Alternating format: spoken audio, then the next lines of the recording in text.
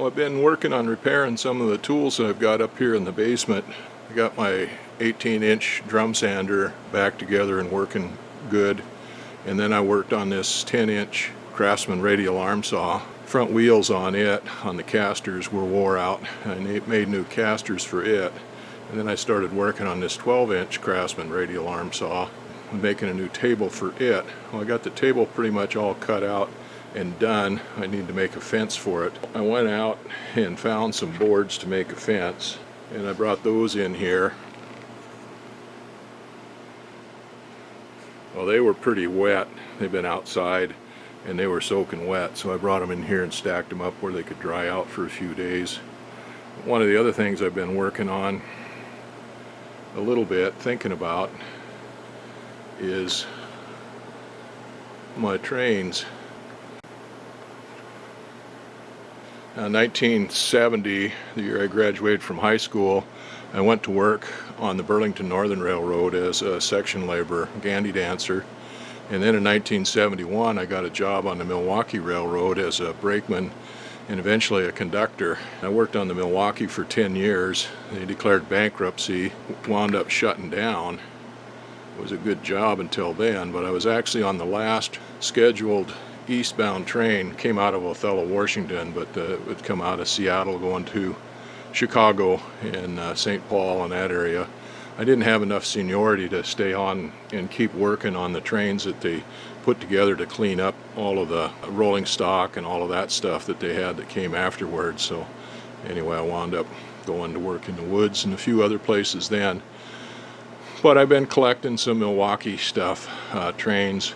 So I've got these O scale trains, Milwaukee cars and stuff, and this kind of represents some of the stuff that I worked on when I was on the railroad. I've got a few more of them up there. I've got them sitting up on this shelf, but they're kind of in the way there, and I wanted to get them out of the way. So I was thinking about putting another little shelf underneath that one to put them on for display. I've got some track and stuff I can put on there. Don't really need it. I'm not going to try running these trains or anything like that. They're just for display and just kind of reminder of what I used to do. I dug out this board. This is one of the flitches that came off of that big spruce trees that I cut up with the chainsaw mill this summer. I brought it here in the basement about a month and a half ago or a month ago, or so it could get dried out real good and cured. And then we run it through the planer and edged it, and then my wife just got done painting it the same color as what the shelving is, stuff in here. So I've got these brackets here that I'm putting up, and these are Simpson strong tie brackets. I think they're like hurricane ties or something, but they were surplus from the company that built the swimming pool. And my wife was working there in the pool and stuff, and she got talking to the guys, and everything that a lot of the stuff they were throwing away as surplus or as junk, they would put in a pile to go to the dump, and we could salvage what we wanted out of them. We've had those kicking around here for 10 years, I guess, or more. They're galvanized, but they were getting pretty dusty on them. A lot of zinc oxide on them from galvanizing. So I took them down the other day, cleaned them up with Scotch-Brite pad, and then powder coated them. This is a Ford Blue powder coat, and I'm putting those up on my shelf brackets. Well, those shelf brackets, they're the plywood brackets, the gussets and stuff on there. I built when I was working on the airplane in here, rebuilding the airplane fuselage, and I built those to build a shelf that I could put all my excess parts and stuff on and get it up out of the way. So I'm just taking these hurricane brackets and screwing them up in there into that brace right there, and then I can set this board on top of that and screw it down to it with a couple of screws to get it stabilized, and then I can set my train up there where it's out of the way and kind of where it's not going to get dusty and stuff, and kind of have it on display. I can look at it once in a while and remember back in the good old days when I was working on the Milwaukee Railroad. The railroad I worked on, if I didn't say that, was the Milwaukee Railroad. That was also known as the Chicago, Milwaukee, St. Paul, and Pacific. I'm going to get the rest of those brackets put up there tonight, and then get that board up there and see if I can't get that train, get all the rest of the cars that I've got in boxes and stuff and put on display up there. Well, I got the board all mounted up for my railroad display.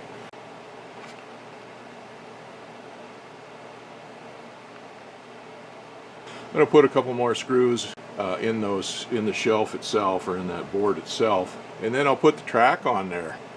Now I got a bunch of sections of track down there that I bought. It's kind of in rough shape, it's pretty tarnished and everything, but I'm not going to use that track for running track anyway. It's all just for display.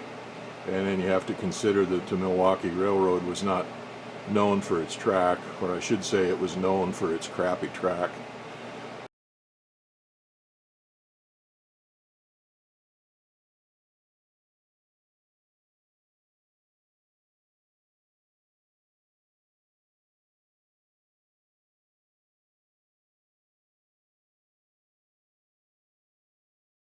Well, I got to get something to fasten that track down to the board with. I'm going to figure out some way to fasten that down, some brads or something. I got the track tacked down, and I actually used some thumbtacks in it that I had up there in a couple spots. And they were working okay, but they weren't going down in the wood very far. What I decided to try was these roofing nails, and these are some 1-inch roofing nails. And they worked okay. They worked pretty good. They didn't go all the way through. The head on them is pretty wide, so it goes against the cross ties, but it fits down in between the rails. Now, I don't know whether that would short out the rails if I was running it with electricity or not. It might. And then I couldn't get a driver, a hammer, or anything in there. Well, I went up and got my welding clamps, the vice grip clamps with a big C channel on them, and I used those to pinch the roofing nails down in there, and that worked really good. That just pushed them right down in. And then on the end of the track, on each end, I left one of these standing up proud. I just put it into the wood far enough to hold it steady and left it standing up proud so that it would stop any of the cars from running off either end of the track if they get to rolling or something. Now I can put my train together.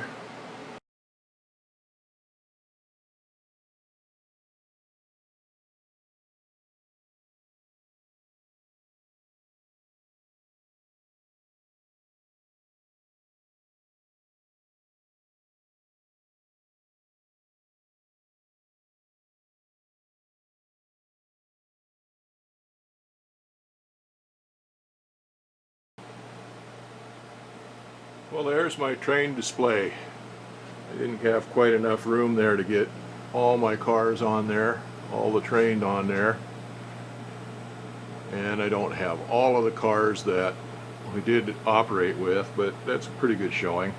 So we'll start up here with the power. Number one there on the front, I never actually ran on one of those. I think they were an EP5 or something like that. I don't remember exactly what the terminology was, but it's electromotive. It's an electric motor. You can see on the front there I've got the gantry up on it. That would have been up and in contact with overhead wires.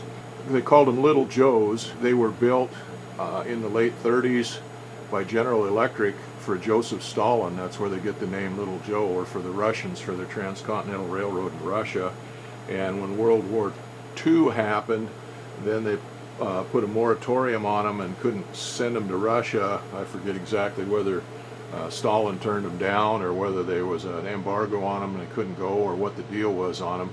Anyway, the Milwaukee Road bought several of them, and there were a couple other railroads in the United States that had a couple of them, and then there were some of them that went down to South America. They're a very powerful engine, and they ran mostly in Montana. They would run into Avery, Idaho, through the mountains there and down into Avery, and then they would switch those out in Avery, and we would take over the trains generally with another type of an engine. Those were a very powerful engine, and they'd run those. Sometimes there'd be two of them. So they also had box cabs, were square wooden cabs that Milwaukee actually built and had built back in 1917 to 1925 in that area, and they were still running those. Like I said, they mostly ran them on the lines west from, I think, from Mobridge, South Dakota, through Montana and over the big mountains and the Rocky Mountains down to Avery. And then we'd run diesels from Avery And then they had electric motors. They didn't run the little Joes, but they had electric motors over in out of Tacoma that they'd run to Othello, Washington. And then next on the line is an SD40. I've spent many hours on those. The SD40s were mainly used on the hotshot trains. I think it was 61 and 62. Then later it was 261 and 262. So they were nice units. They were made by General Motors. And we'd usually run with 3 of those on a train. And Milwaukee was very good with its power. I'd say those were pretty new and they were kept up in pretty good shape and a lot better than some of the other railroads. You know, the Burlington Northern had a lot of power that looked pretty good, all painted up and stuff, but when you get on them, they were not very good. They had a lot of trouble with them breaking down and stuff like that. Now that was back in those days, back in the 70s.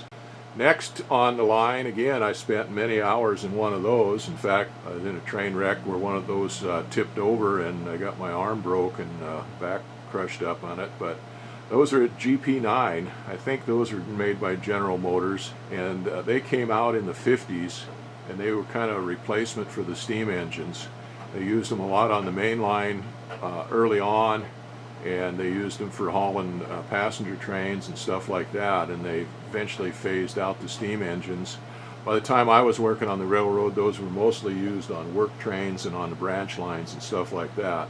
They were a very reliable engine. They were 30 years old by the time I was on them, but they were maintained pretty well and they did a good job. They're relatively lightweight, but they had pretty good power. And the next one on there is a big, looks like a big power plant. It's a long one.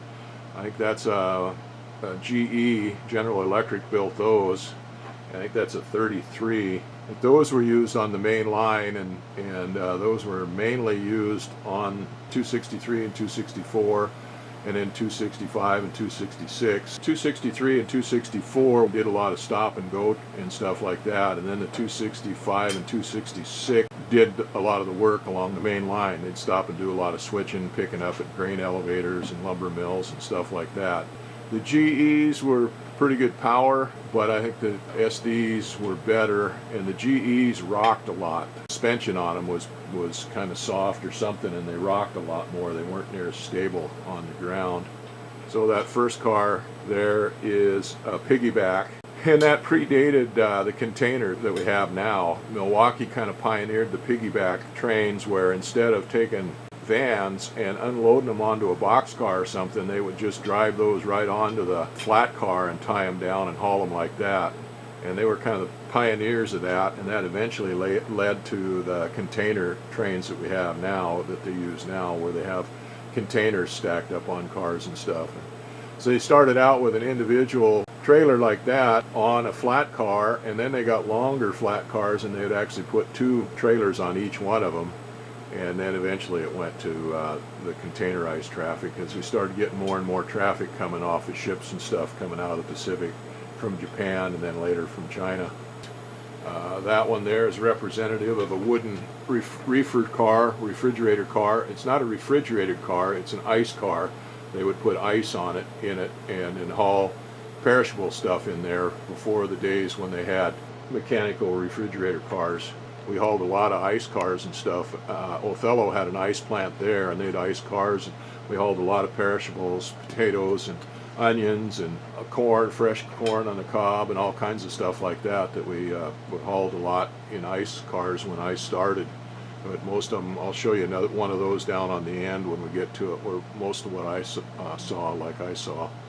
Then we have a standard 45-foot box car, and then there's a gondola, open top hopper gondola. Those were used to haul rock and stuff in. We used them a lot out of Othello to haul sugar beets when they had the C&I sugar beet plant in Moses Lake, Washington, and we'd get hundreds of those a night and haul them out of Othello and a couple other places, Warden and a couple other places, and haul them to Moses Lake to the sugar beet plant, where they converted them into U&I sugar.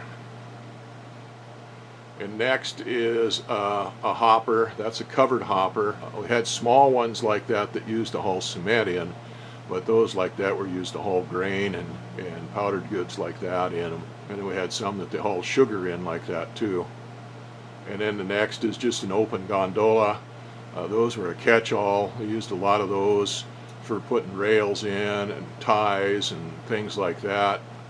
We used a lot of them out of St. Mary's and in those areas for log gons, where they load them up with logs and haul logs out of the places off the branch line and out of Avery and places like that to the sawmills and to the St. Joe River, where they dump them into the water. The log bundles out of those cars and get dumped in the water and then towed to Coeur d'Alene. I moved down to the other side of that support column, and I'll go over the rest of the cars that I have on this train.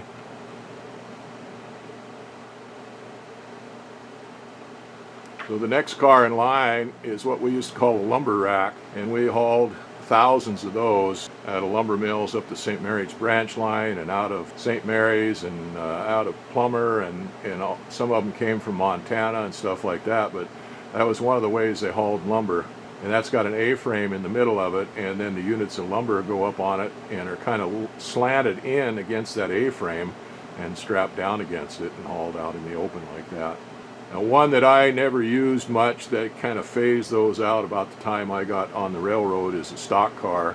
I was around them a little bit, but not much. Like I say, by the time I got on the railroad, they were pretty much phasing those out.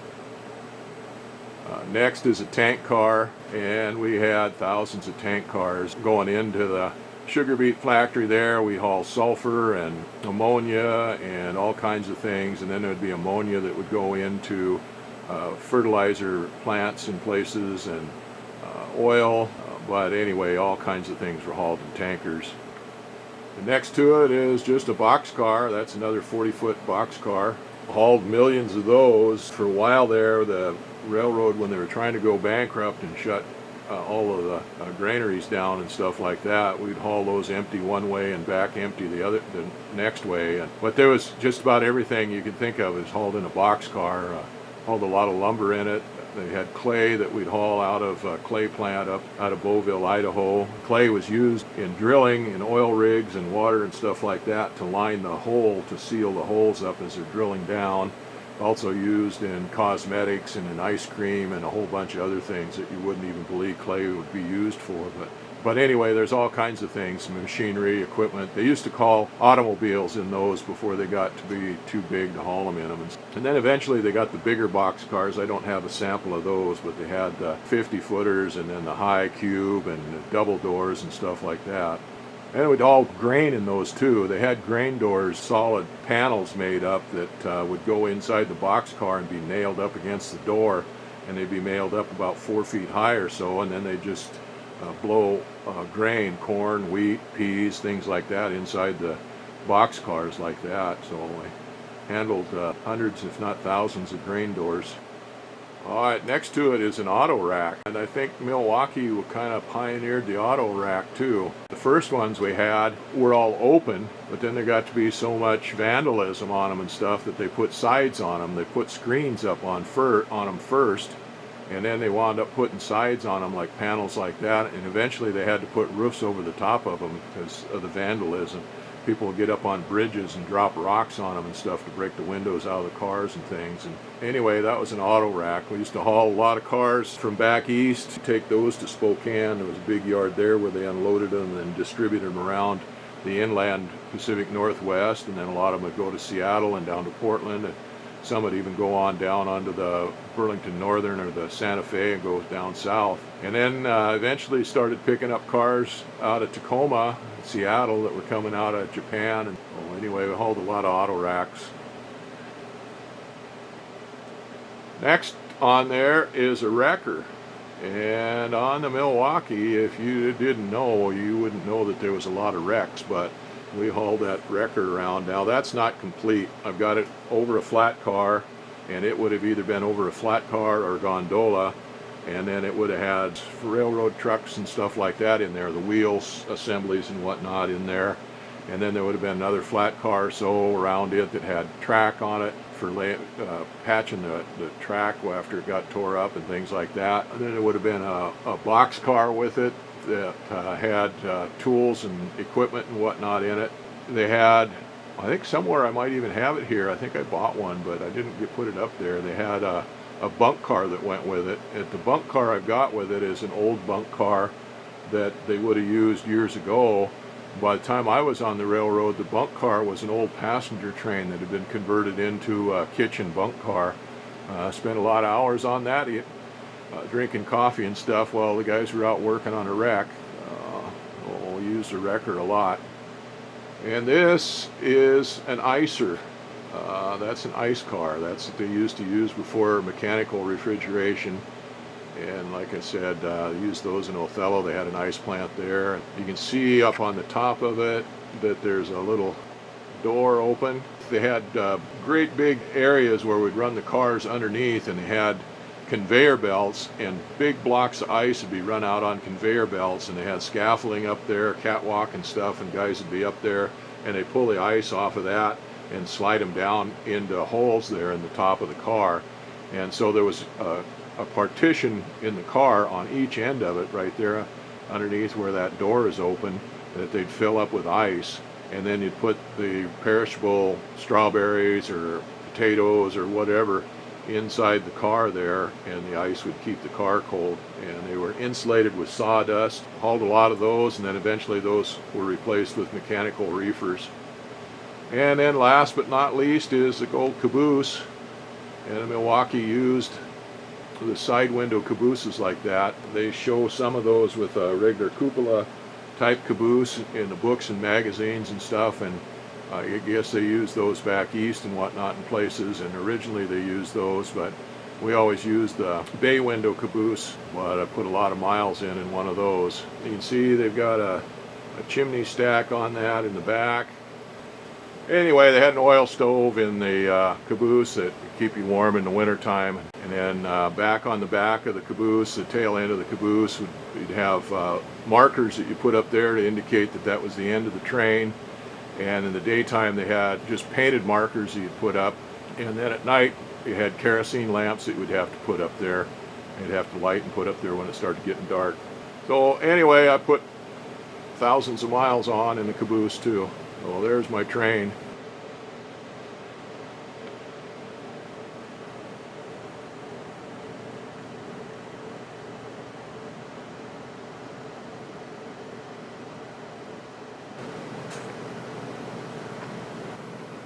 Well, I guess one of the things that happens when you start getting old is you start getting nostalgic. Well, I had a good time the 10 years that I worked on the railroad, but would I go back to it? I've been happy with the way things have turned out the last 40 years since the railroad shut down. I'm happy flying, living in Alaska and flying and stuff. I couldn't beat that. The railroad was a good job, but it got kind of old when we started having lots of derailments, and I get banged up a few times. I wouldn't go back to it, I don't think, but like I said, I get a little nostalgic, so started picking up these trains and a few other bits of memorabilia.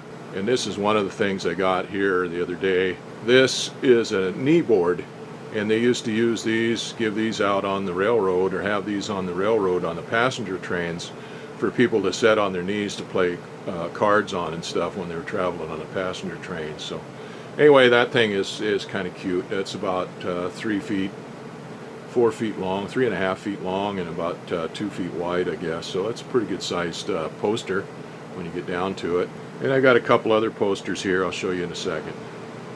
Now here's a couple other little bits of memorabilia off the Milwaukee. The first one up here on top is a map, and that's a route map of all of the places that the Milwaukee ran, the main line and branch lines and stuff like that. You can see they're pretty heavy back in the Midwest: Chicago, St. Paul, Iowa, Kansas, Wisconsin. And then they had the lines west, and I think the lines west was considered from Mobridge, South Dakota to the Pacific, to Seattle, Tacoma. That's where I was. It's in Idaho. And the lines west there through Dakotas and Montana, Washington and Idaho. Anyway, that's one little bit. And then the second little poster I've got is down here, and that depicts the different engines, train engines that they had on the Milwaukee at different periods of time. They've got some of the steam engines from the earliest ones up through the latest big steam engines and stuff they had. And then down at the bottom are the electromotive engine that they had, and this predates World War II, I think. So you can see the box cabs there on the left and right, and then there's a double-ended engine in the middle that they use for passenger trains and stuff there in the Montana area, and through that Dakotas and Montana. And the box cabs they use through that area too, and then in Seattle mainly across the mountains.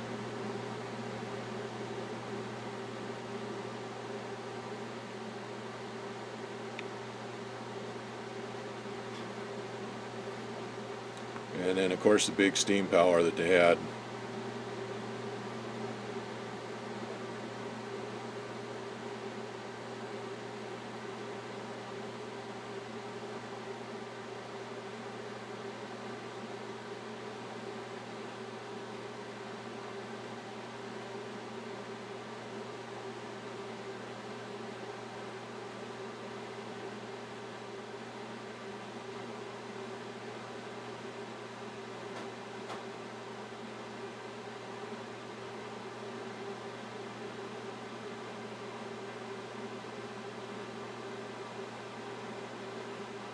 Of course, all the steam was long gone before I ever went to work there, but they still did have the box cabs and the electric motor engines there. They were still using those right up until, well, I went to work on the Milwaukee in 1971, and then went in the Air Force in 1972, in late 72, and in 73 they started doing away with the electric lines and tearing those down and got rid of all the electric motors and stuff like that. And by the time I came back in late 74 and 75, all that was all gone.